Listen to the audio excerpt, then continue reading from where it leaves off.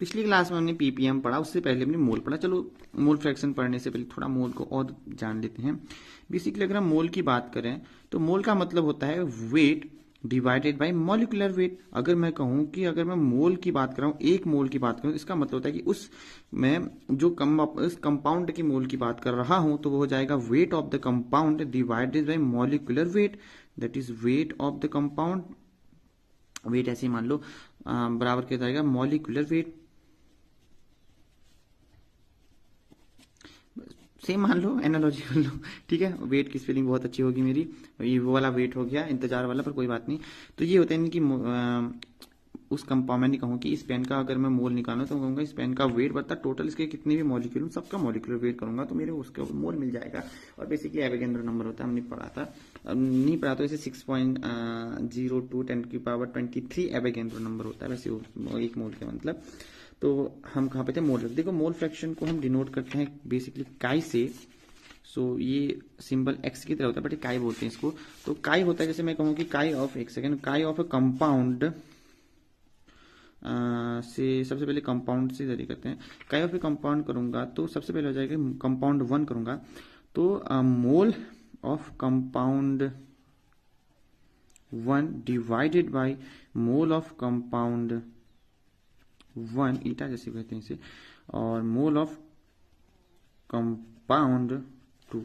और अगर मैं कहूं कि काई of that is compound of 2, मैं समझाऊंगा कि किसका मतलब क्या है, बट पहले फॉर्मूला देखो।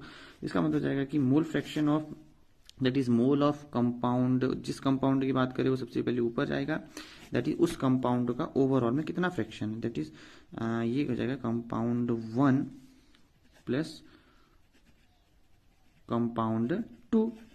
और अगर मैं इन दोनों को जोड़ देता हूं, दैट इज मैं काई 1 प्लस ऑफ काई 2 को जोड़ देता हूं तो मेरे को 1 मिलेगा, क्योंकि डिनोमिनेटर दोनों का सेम है और न्यूमिनेटर भी दोनों का जुड़ जाएगा तो ओवरऑल कट के क्या हो जाएगा 1 हो जाएगा। ठीक हो गया।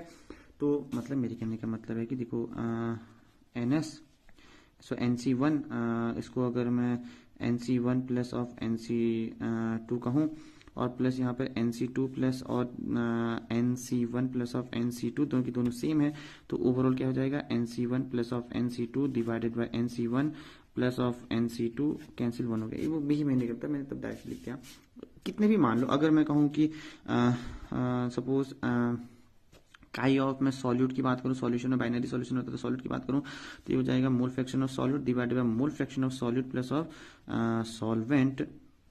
और अगर मैं कहूं काई ऑफ सॉल्वेंट, इसका मतलब क्या हो जाएगा mole of solvent divided by mole of solvent plus solute, sorry पहले वही लिखते हैं, मोल ऑफ सॉल्वेंट।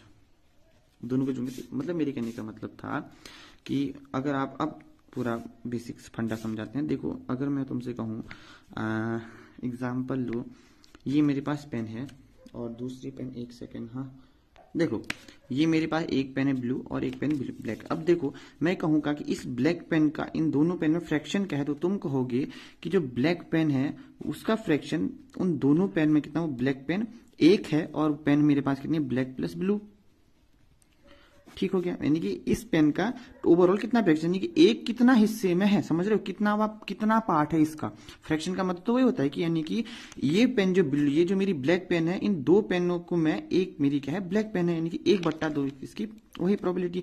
दूसरा अगर मैं कहूं कि इस ब्लू पेन की कहूं तो इसका भी सेम हो जाएगा, यानी कि ब्लू पेन भी कितना हो जाएगा इस ब्लैक प्लस और ब्लू में दोनों हो जाएंगे। समझ रहे हो कि मतलब मैं कहूं कि इन दोनों में अगर मैं इसका फ्रैक्शन जानना चाहूं, भाई रुक जा, इसका फ्रैक्शन जानना चाहूं तो ये बन जाएगा, ये पेन इन दो पेनों में है, यानी कि एक पेन बट्टा दो पेन टोटल पेन, यानी कि अगर मैं कहूं कि फ्रैक्शन ऑफ कंपाउंड 1 2 तो यानी कि वो कंपाउंड दोनों कंपाउंड में कितना है फ्रैक्शन की फॉर्म में, ये हम इसकी मदद से आते हैं टोटल ओवरऑल कंपाउंड बट्टा वो वाला कंपाउंड जिसका हम फ्रैक्शन निकाल रहे हैं।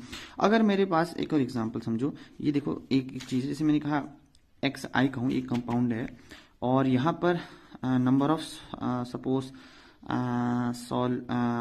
कंपाउंड से I, ठीक है। अब देखो तो ओवरऑल बेसिकली कंपाउंड के डिनोमिनेटर में तो बहुत सारे, मतलब मैंने कहा कि सॉल्यूशन बहुत सारी चीजों से बन सकता है। मैंने दूध डाला, चीनी डाला, सब चीज डाल के बना सकता हूँ, तो सबके मोलों को मैं जोड़ूंगा। तो यानी कि इसमें हो जाएगा N1 plus of N2 plus of up to हो जाएगा आई सॉरी जे। तो इस केस में हम कह सकते हैं कि जो मोल फ्रैक्शन आई को हम लिख सकते हैं कि ये आई डिवाइडेड बाय समीशन, सबको जोड़ूंगा तो यानी कि एन जे, जहां पर जे वेरी करता है 1 से लेके n तक। और अगर मैं काई फॉर सेकंड की बात करूं तो इस केस में भी ये हो जाएगा यानी कि जे यानी कि सेकंड, यानी कि हो जाएगा summation N J from J vary from 1 to n, और दोनों को अगर मैं जोड़ूंगा तो 1 हो जाएगा। आई होप आपको समझ में आएगा कि ये जो ब्लैक पेन ब्लू पेन तभी हम इसको यूज करते हैं। और बेसिकली सॉल्वेंट सॉलिड वाला केस होता है, क्योंकि सॉल्यूशन बेसिकली सॉल्वेंट और सॉलिड से बनकर होता है। और मान लो कितने भी हो सकता है ना, नीचे तो कितने, तो बाइनरी बात करें तो जैसे तब हमने सॉल्यूट एंड सॉल्वेंट की बात कर रहे हैं। तो मिलते हैं आपको अगली वीडियो, तब तक के लिए बाय बाय। और हम इससे अगली वीडियो में देखो यहाँ पे देख सकते हैं, देखो ओवरऑल डेफिनेशन भी वही है कि नंबर ऑफ मोल्स बता टोटल मोल्स, यानी कि NaNb, और ओवरऑल समीशन वाला, और सबको जोड़ने के बाद एक ही होता है कितने भी काई जोड़े, यानी कि सबको जोड़ूंगा तो मतलब एक ही होगा कि जैसे एक सेकेंड ना, जैसे कि सॉल्वेंट प्लस सॉल्वेंट, यानी कि एक काई 1 2 ऐसे ही मैंने 10 ले लिया तो सबको जोड़ूंगा तो क्योंकि डिनोमिनेटर सेम है तो ओवरऑल 1 हो जाएगा। और हमने ओवरऑल पढ़ लिया है NCERT का। अब हम ये अगला क्वेश्चन करेंगे अगली वीडियो में, क्योंकि वीडियो लंबी हो रही है, टाइम का भी मेरे पास कमी है। मिलते हैं आपको अगली वीडियो में, तब तक के लिए बाय।